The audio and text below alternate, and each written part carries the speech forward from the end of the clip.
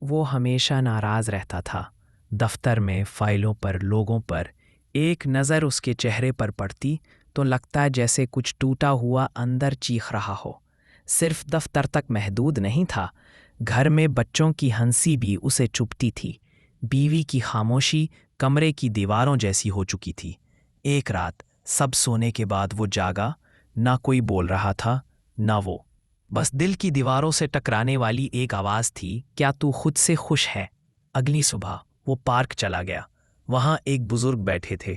انہوں نے صرف ایک جملہ کہا، بیٹا شاید تم اپنے ساتھ مہربان نہیں ہو۔ یہ لفظ سیدھے دل میں اتر گئے۔ اس کی آنکھوں میں نمی تھی اور پہلی بار اس نے اپنے دل کو تھپکی دی، میں تمہیں سمجھتا ہوں۔ اسی دفتر میں جہاں غصہ رہتا تھا اب اس کی مسکراہٹ تھی۔ اس کے لفظ نرم ہو چکے تھے۔ بچوں کی ہنسی اب شور نہیں لگی، وہ اب ان کے ساتھ ہنس رہا تھا۔ بیوی کی خاموشی اب دعا لگتی تھی۔ گھر گھر لگنے لگا۔ ایک دن اس نے آئینے میں دیکھا اور پہلی بار خود کو پہچانا۔ نہ غصہ نہ خالی پن، بس ایک مسکراہٹ اور دل کی آواز، جب ہم خود کے ساتھ مہربان ہوتے ہیں تو دنیا خود بخود نرم ہو جاتی ہے۔